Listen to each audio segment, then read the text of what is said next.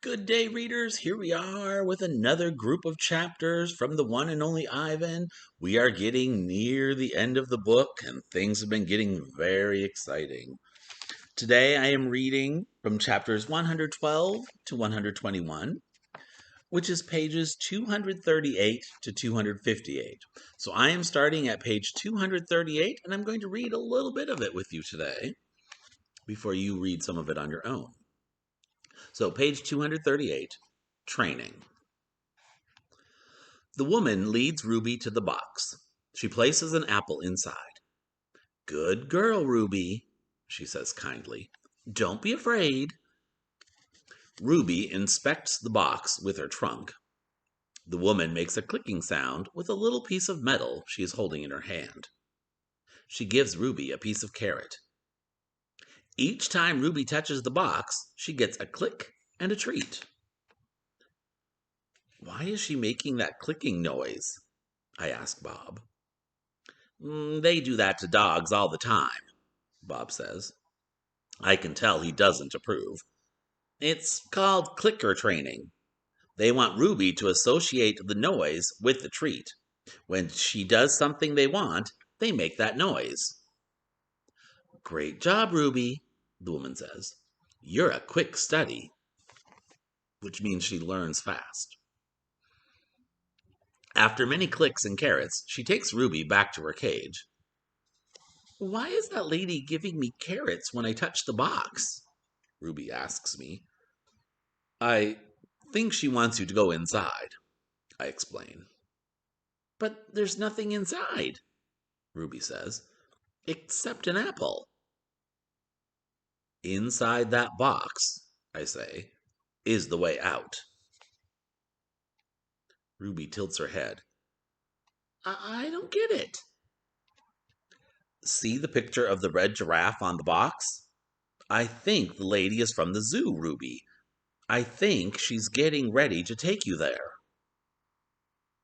I wait for Ruby to trumpet with joy, but instead, she just stares at the box in silence.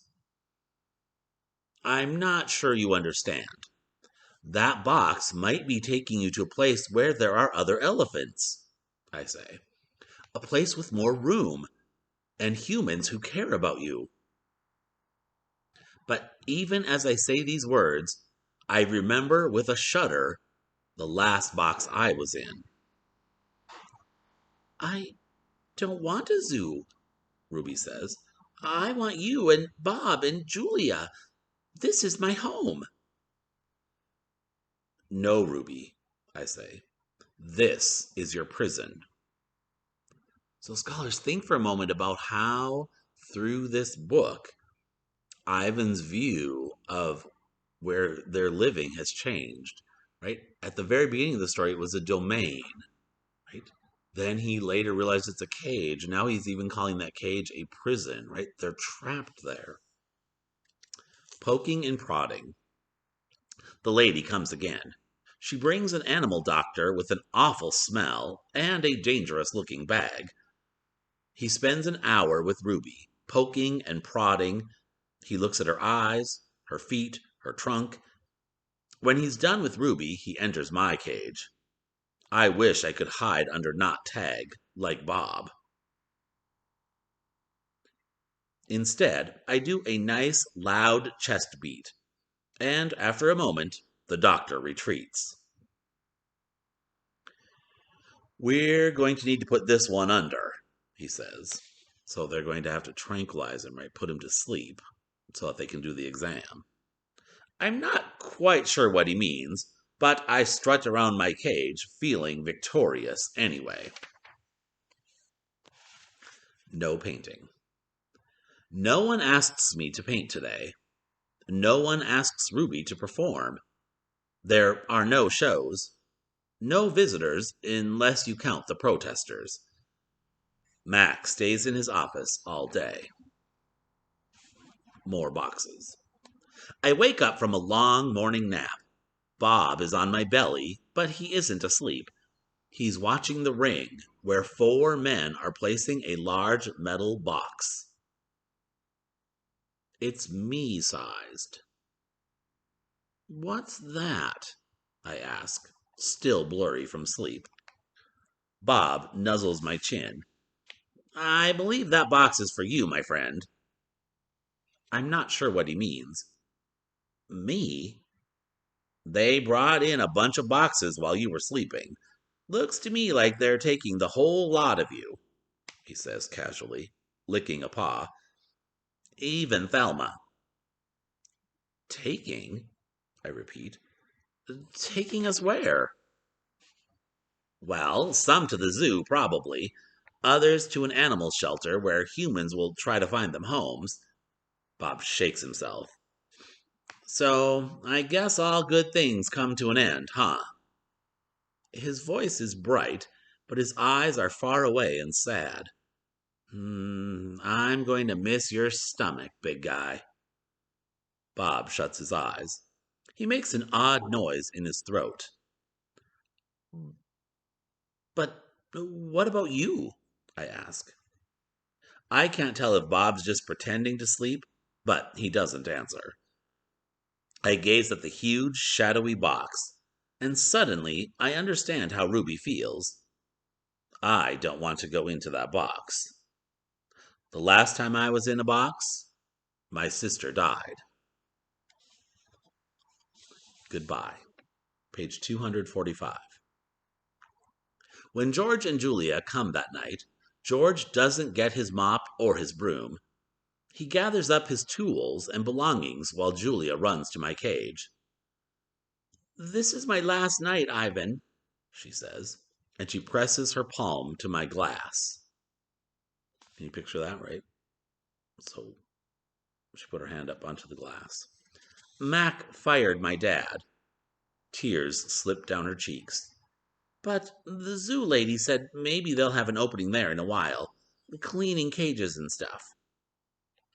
I walk to the glass that separates us.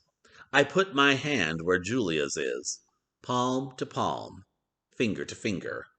My hand is bigger, but they're not so very different. I'm going to miss you, Julia says. And Ruby, and Bob. But this is a good thing. Really, it is.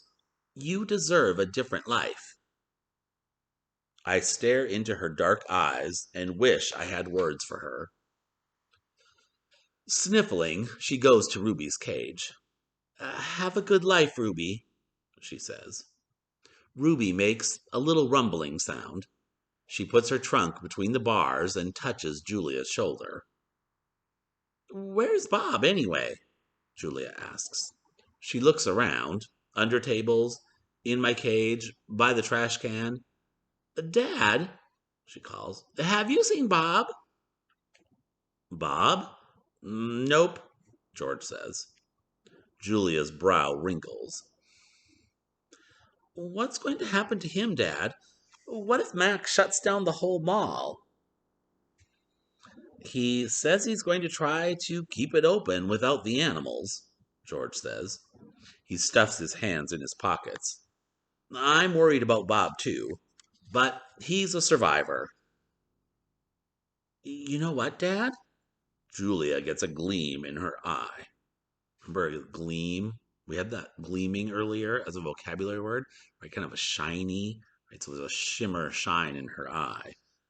Bob could live with us. Mom loves dogs, and he could keep her company. And, Jules, I'm not even sure I have a job yet. I may not even be able to feed you, let alone some mutt. My dog walking money. Sorry, Jules. Julia nods. I understand. She starts to leave, then runs back to my cage. I almost forgot. This is for you, Ivan. She slips a piece of paper into my cage. It's a drawing of Ruby and me. We're eating yogurt raisins. Ruby is playing with another baby elephant, and I'm holding hands with a lovely gorilla. She has red lips and a flower in her hair. I look, as I always do in Julia's pictures, like an elegant fellow. But something is different about this drawing. In this picture, I am smiling. So scholars, in this picture, Julia has for the first time drawn Ivan with a smile on his face. That's important. Keep that in mind. Page 249. Click. The door to my cage is propped open. I can't stop staring at it. My door. Open. The giant box has been moved, and it's open too. The humans have pushed it up against my doorway. If I walk through my door, I enter their box. The zoo lady, whose name is Maya, is here again. Click, yogurt raisin. Click, tiny marshmallow. Click, ripe papaya. Click, apple slice. Hour after hour, click after click. I look over at Ruby. She waits to see what I will do. I touch the box. I sniff the dark interior where a ripe mango awaits. Click, click, click. I have to do it. Ruby is watching me from between the bars of her cage, and this box is the way out. So do you get what he's saying, right? He's saying he has to do this so that Ruby will do this and get into her box. I step inside. Scholars, that's where I'm going to stop. So you're in charge of reading 251 to 258 on your own, right? Things are getting really good, so be sure you're reading to see what happens with the rest of today's chapters.